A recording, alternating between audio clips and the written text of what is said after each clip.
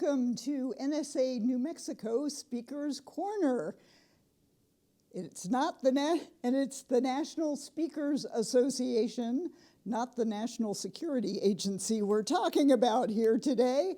I'm Gail Rubin, a past president of the New Mexico chapter of NSA-New Mexico, where we're talking about and with professional speakers here in New Mexico. And today we have Janelle Barlow, who is a longtime professional speaker and a more recent New Mexico resident, coming here after your long career in customer service. You are a thought leader in customer service.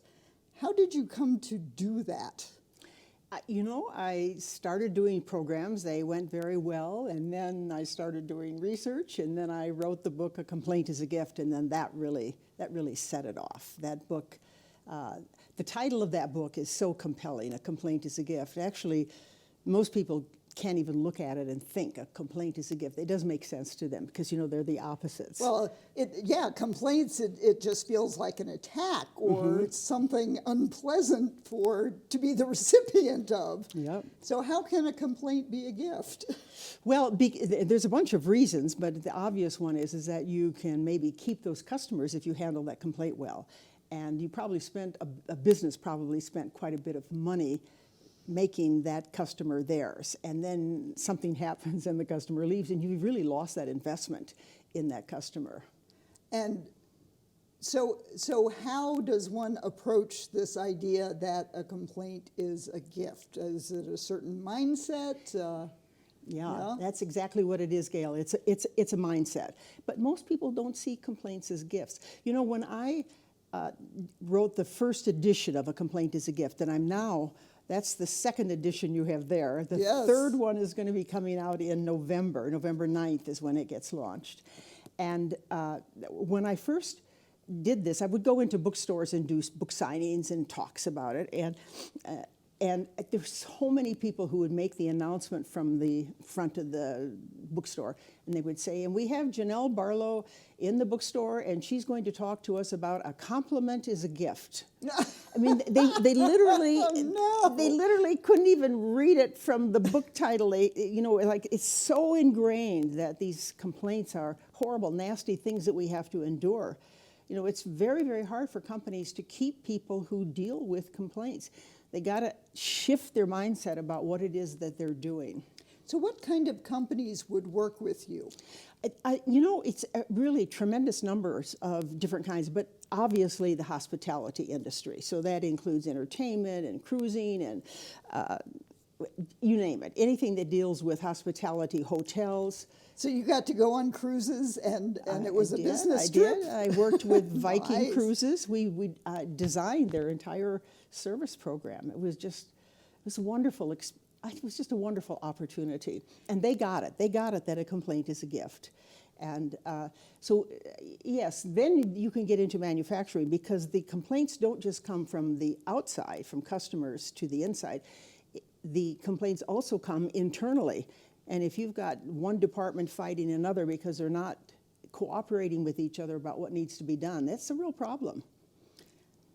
I was reading your book and saw that there was a sentence that you had written out feedback for a hotel, and as you were checking out and leaving, you saw that the desk clerk had ripped it up. Yeah, I put it in their little box, and I did it just to see what would happen. Put it in the little box that said feedback forms. They never call them complaint forms, never. I mean, that's part of that. And then I just stood there and watched, and they looked at it, and she read it, and she just ripped it up and put it in the, it's really common because, you see, the frontline staff get into trouble when they get complaints. They're considered to be the ones who somehow or other are to be blamed for these complaints. Mm-hmm. So, some companies actually set policies to reduce complaints. And that's a real danger because then what can happen is that frontline, like that woman who threw this thing away, probably somebody said to her, we're sick and tired of hearing about this complaint, and she will help her boss out by not letting her boss see how sick and tired the customers are of this situation. But in the process of looking at the complaint as a gift, you write that it's free marketing research. Yeah. How does that work? You know, it's like you got your fingers on the pulse of the customers. If the customers are good enough to tell you, and they aren't. Now, in retail business, for example, so 96% of customers will never say anything amazing to somebody who can help them fix the problem.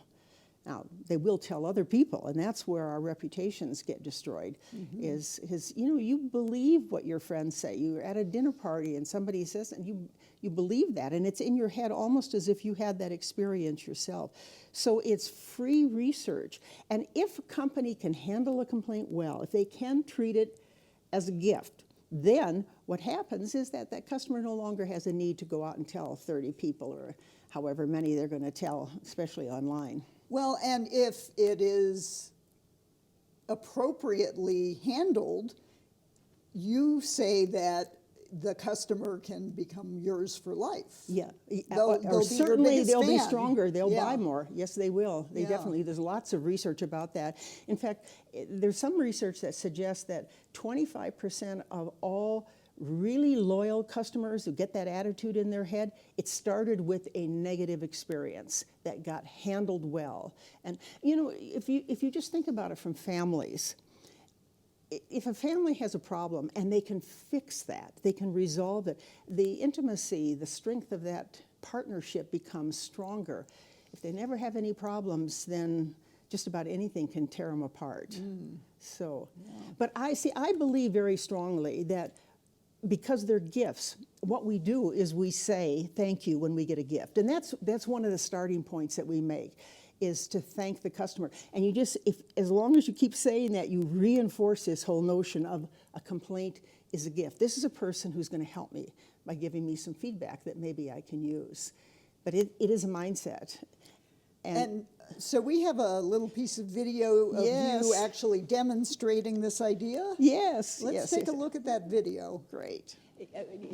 Would you be willing to, it's your birthday, would you be willing to come up here?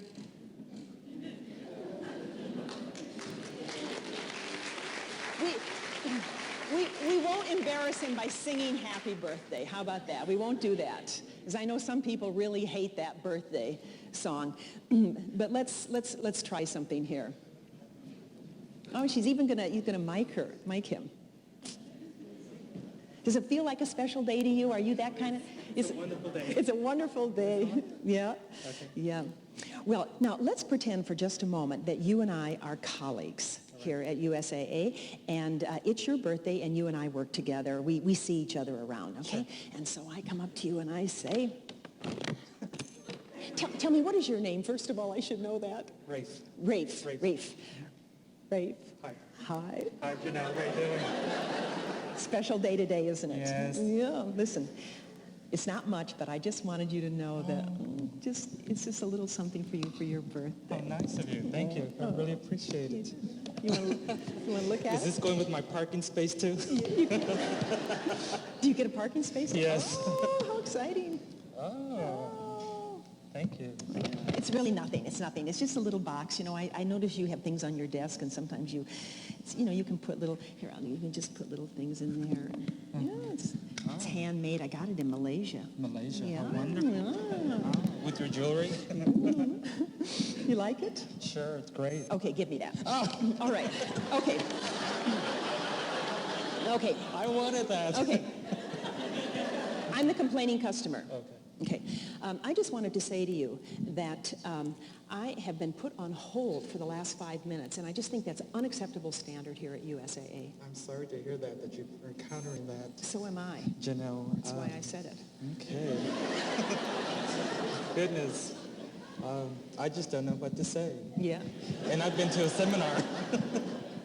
Okay. What do you think? Think he can do better? Yeah, you can do better. Here, let's try this again. Let's try this again. It's your birthday. Okay? It's your birthday again.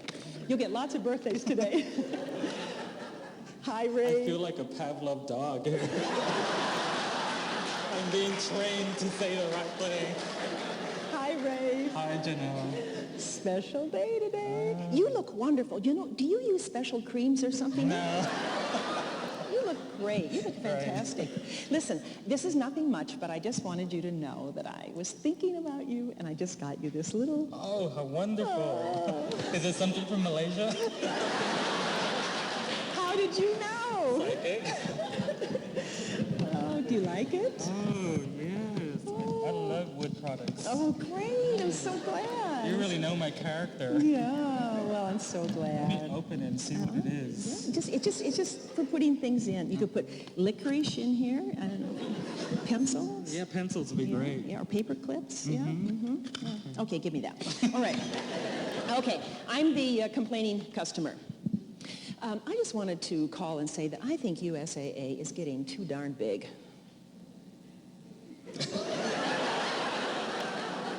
Well, we are getting bigger. Yeah. We're going to build two more buildings. Really? So it's going to get worse. More people. And you know what? We're getting better at handling complaints. You are. Okay, what do you think? Think he can do better? Yeah. Okay, all right. Now we're gonna do this again. Now I want you to notice. This is being taped. You'll never forget this birthday. I want you to notice what you say to me when I come up to you. Hi, Rafe. Hi, Janelle. Happy birthday. Thank you. Click, click, click, click. It's nothing much, but I just wanted to give you this little... Yeah. Oh, Okay. I think he's ready. Okay, let's try this again. Hi, I just wanted to say to you that I think your rates are getting too high. Well, hello, Janelle. Let me talk to you. Okay. You're giving me a gift of a complaint. Yes? Let's try it again. Your birthday gift, you say... Thank you. Okay, now I'm the complaining customer.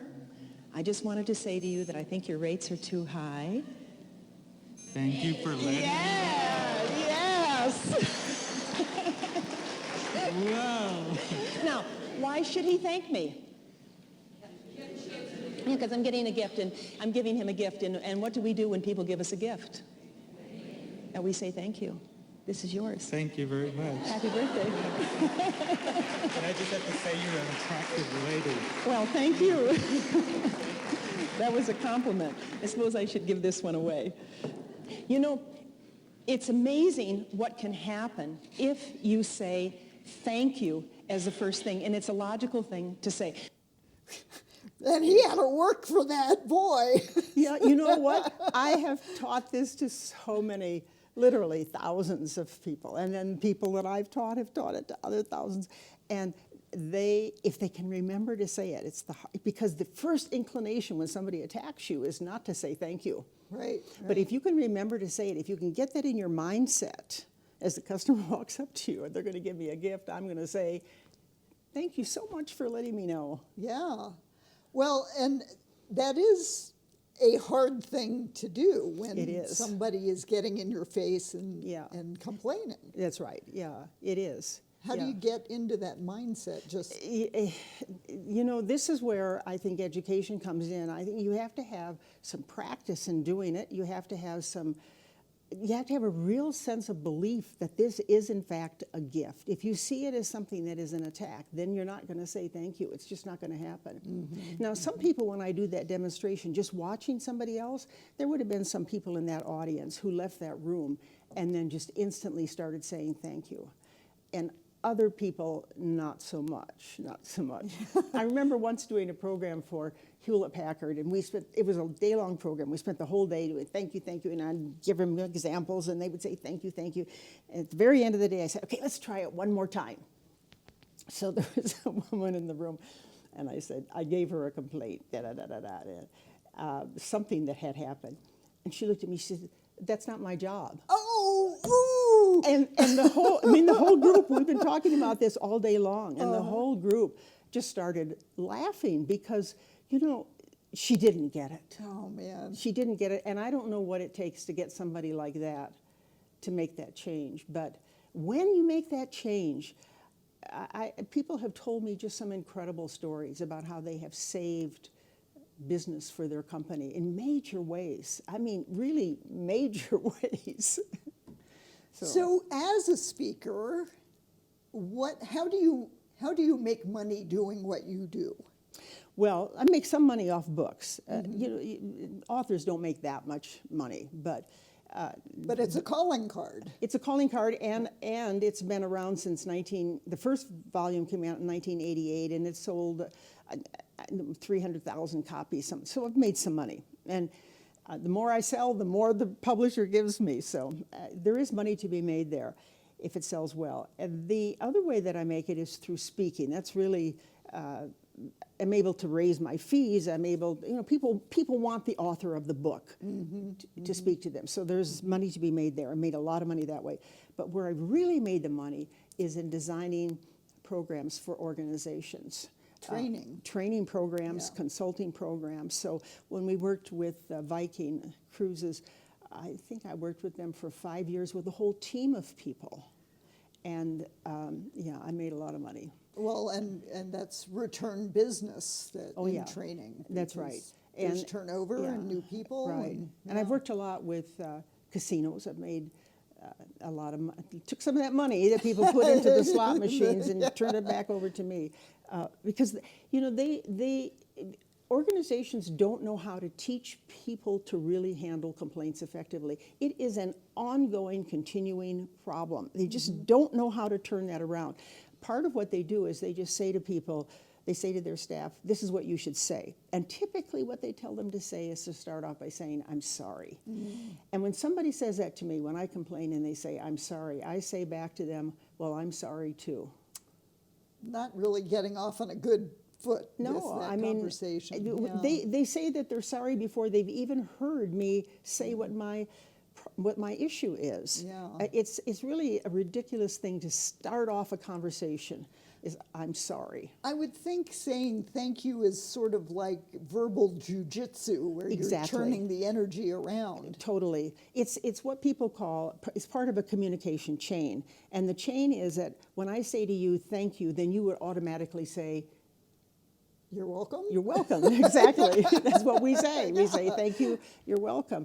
And now we've got two statements that are positive, and now I can say something else. I could say, I'm really grateful that you told me, that you're telling me this. This is really important for me to know, and I'd like to know as much as I can about this so I can fix this so it doesn't happen again. Now, I'm making a statement about quality for my company, and if you heard me say that, you'd think, wow, that woman wants to help me. She's not just going to try to blame me, or, well, if you hadn't bought those slacks that were too tight, the rear end wouldn't have ripped out. She's not going to blame me. She's not going to, whatever it is that people do, because they blame. They blame the customer. Now, you have been speaking for decades, and you came to New Mexico.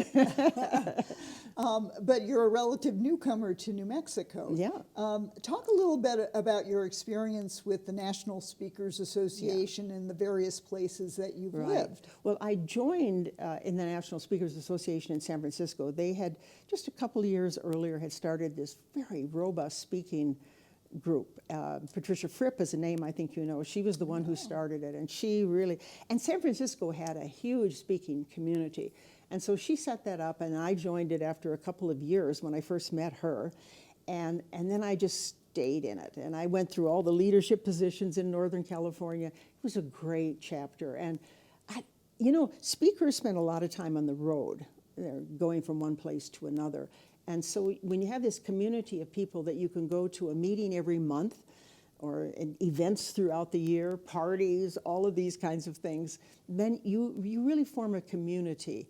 And so that happened to me in San Francisco, and then I moved to Las Vegas. I lived in Las Vegas, not New Mexico, in Nevada. I lived there for 19 years. Wow. Now, I was a member of the association, but I didn't do much with it. Today, they're a very robust chapter, but back then they were still struggling, and I wanted to be, so I got involved with a national organization. So there's all these chapters. I think there's 26 of them. And then there's the national organization with about, I'm not sure, 17 or 1,800 members now, something like that. It's a big group. And so I served on their board, and then I got involved with the Global Speakers Federation. I became president of that. And I mean, all of that just meant I kept meeting different people, just some of the most wonderful, fantastic people I don't think I would ever have met anyplace else. Speakers are unique people. They are unique. Yes, they are. I mean, you know, when you think that this person gets up in front of a group of strangers and delivers content, material, or entertainment, and it's not easy. It is not easy. I mean, I don't get nervous, but I very much appreciate the fact that I could blow it, and I appreciate the fact that these people are giving me their time, and I want to do the best job that I possibly can for them with the content and the information that I have. And that's a burden. It's a real burden.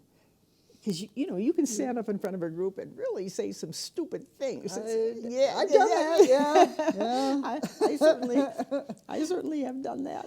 And then you came to New Mexico, and you had an instant group of friends. Yes, and I said that when I came. I don't know if you were at the first meeting, but I introduced myself and I said I wanted to join because I don't know anybody, and this is the way to make friends. And I have. I've made a whole community of friends, really wonderful people here in New Mexico. And we've both taken turns. In fact, after you joined, I was president when you joined, and then you became president the following year. That's right. I had big shoes to follow there. You really did a great job. Well, thanks. Yeah, and then we got hit with COVID. Yes. Yes. Yeah. So I was president during, was that the first COVID year or the second COVID year? Well, I was president in March of 2020. Oh. So the rest of that year we were online. Right, and then, and then I was the next year, and we did everything. Everything online. Yeah. But it was remarkably successful. Remarkably and successful. we have all these videos of those meetings and those speakers sharing their advice. And I would like to make the point that if you join the local chapter, the NSA-New Mexico chapter, you would have access to all of those videos that we have on file from past meetings. Right. And these are speakers from across the country coming in on Zoom. Around the world, some of them have come in. Yeah, that speak to us and provide valuable information about how to be a speaker, ways to improve your communications, and doing just all sorts of amazing sharing of information. And that's, the National Speakers Association is known for how it shares. I mean, what we don't like people to get up and take our content and deliver it as if it's their own. Right. That's not good. That's not good. No, that's not good. But I can tell you how I did it. And if you ask me, you can call me, I'll give you my time. That's just something that the NSA is all about. Yeah. Although I have to let on, you know, my topic is talking about planning ahead for end-of-life issues, and some of our high-level NSA speakers who came to visit in past years, they were like, you know, you're real cute, but drop the death stuff. Well, I remember the first time I heard you say that you talked on that, I thought, how does she do that? How do you make a living talking? And then I began to think about, because I've talked to funeral associations, and obviously there's associations, everybody has this issue. And Gail, everybody has a complaint issue too. Yes. So we're talking about universal issues here. Absolutely. And that's the key to being a good speaker, to be able to speak universally as well as specifically. Well, universally, and then making your message as specific as you can. Yes. Yeah. And so your third edition of A Complaint is a Gift is coming out in November of 2022. This year, November the 9th. And so what's different in the third edition that the second or well, the the first basic didn't have? philosophy is there. This book here has a gift formula. You know, thank you for letting me know. I'm so sorry that this happened, and I'll take care of it right away. That's the first. It's an 8-step formula. And what I discovered is people could get the first 4 steps. They would remember those. The last step is to make sure it doesn't happen again. Now, this is where you have to go back inside the organization, so you're not repeating these same mistakes over and over.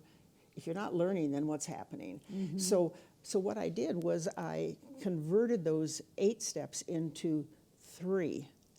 I didn't leave anything Simplify. out. Right, but it's combined, it's there. The first part is building that rapport and developing that relationship so the customer knows that you're going to take care of them. The second part is getting enough information so that you can fix the problem. And then the third part is making sure it doesn't happen again. So it's now down to three steps, yeah. So that's different. I put in there, there's 2 chapters on online complaining. This is where the world is going, is with online complaining. And there's some researchers now who are working with analysis of big data. And, there's one research study that I quote extensively in the book. So they looked at 20 million complaints. I mean, it's it's a lot. And this was just on 4 hotel platforms. And then so there's some basic questions that people had asked, like, should I respond to positive feedback? And the answer to that, surprisingly, is maybe, but way down the line, the first piece of information you should pay attention to are the negative pieces. Complaints, Yeah, yes. 'Cause that's right. complaints Get those out of the way. So where can people find you online, speaking of online? Well, I have a website, but it's all going to come up really. We're a little unsure whether we're going to release the website before the book is. I think we're going to release it probably in October. So it'll be up a month. You have your own JanelleBarlow.com website? Yes, but I don't encourage people to even look at that. Don't go there. Don't go Okay. there, because what I did since I moved here and since the COVID pandemic, I've really narrowed my speaking field. Like, you're talking about one thing, and that's what I'm doing now. I'm only talking about complaint handling. That's all I'm doing. So the JanelleBarlow.com has a whole bunch of other topics. All the other things you've talked about. Yeah, in and your I'm just career. not going to do that Okay. anymore. I'm going to become the complaint lady, and Okay. that's just that. Well, Janelle, thank you so much. This has been so enlightening, and It's been fun. yes. Yeah. And I would like to encourage all of you to check out the NSA-New Mexico website, NSA-NM.org. We have regular meetings, both in person and online. And if you become a member of our local chapter, you'll have the opportunity to be a guest on NSA-New Mexico Speakers Corner. We're going to wrap up with a look at our 2022 speaker showcase that we recorded here at Studio 519. Thank you to Studio 519 for having us. And we'll see you for the next Speakers Corner episode.